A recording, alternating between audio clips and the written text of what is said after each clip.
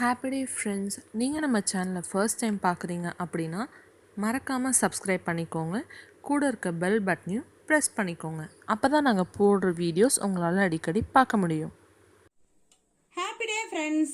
இன்னைக்கு நம்ம இந்த பச்சை பயிரை வச்சு அருமையான ஒரு கிரேவி செய்ய போகிறோம். இது ஒரு சிறுதானிய வகையில் சேர்ந்ததுனால இதில் நார்ச்சத்து அதிகமாக இருக்கு. நீரில் கரையாத நார்ச்சத்தாக இருக்கிறதுனால நம்ம சுகர்காரங்களுக்கு குழந்தைங்கலேருந்து பெரியவங்க வரைக்கும் எல்லாருக்குமே நல்லது. ரத்தத்தில் இருக்கிற சர்க்கரையினுடைய அளவை கரெக்டாக வச்சிருக்கிறதுக்கும், இரும்பு சத்து நம்ம உடம்புல நல்லா சேர்றதுக்கும், கால்சியம் சத்து முதலான சத்துக்கள் இந்த சிறுதானிய உணவு வகையான இந்த பச்சை பயிரில் அதிகமாக இருக்குது. அதனால தான் சுகர்காரங்கள்லாம் பச்சை பயிர் அதிகமாக எடுத்துக்கோங்க அப்படின்னு டாக்டர்ஸ் எல்லாம் சொல்கிறாங்க. இப்போ நம்ம இந்த பச்சை பயிரை வச்சு ஒரு அருமையான கிரேவி செய்ய போகிறோம். இதுக்கு எல்லாருக்குமே நல்லா பிடிக்கும். எப்படி செய்யலான்னு பார்க்கலாம் வாங்க.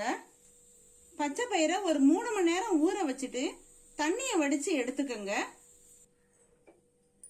1 கப்பு பச்சை பயிருக்கு 2 வெங்காயம் 2 தக்காளி நம்ம அரைச்சி விழுதா எடுத்துக்க போகிறோம்.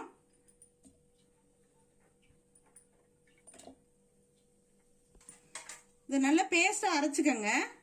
கொஞ்சோண்டு எண்ணெய் ஊற்றிட்டு ஒரு 1/4 ஸ்பூன் சோம்பு போட்டுக்குங்க.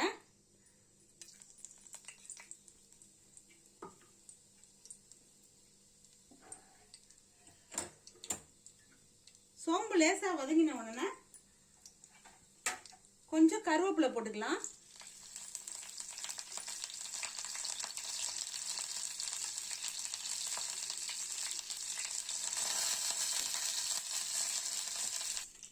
கருவேப்பிலை வதங்கின உடனே நம்ம அரைச்சி வச்சிருக்கோம் பார்த்தீங்களா தக்காளி வெங்காயம், அந்த விழுதை இதில் சேர்க்க போகிறோம். அடுப்பை சிம்மில் வச்சுக்கோங்க.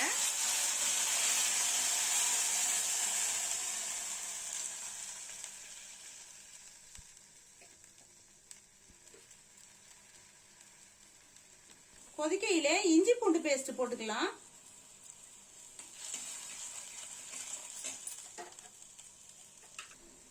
கொதிக்கையிலே கொஞ்சம் உப்பு சேர்த்துக்கலாம். பயிருக்கு சேர்த்து தேவையான அளவு போட்டுக்கோங்க. பச்சை வாசனை போனதுக்கு அப்புறமா இந்த பயிரை சேர்த்துக்கலாம்.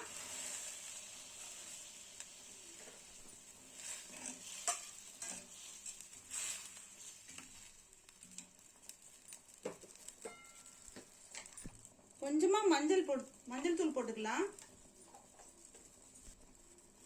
சாம்பார் தூள் கொஞ்சம் போட்டுக்கலாம். கொஞ்சம் தண்ணி சேர்த்துக்கலாம்.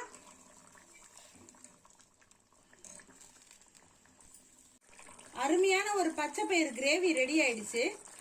அவ்வளவுதான். கெட்டியானவுடனே நம்ம கொத்தமல்லி தழை தூவி அடுப்பை ஆஃப் பண்ணிடலாம்.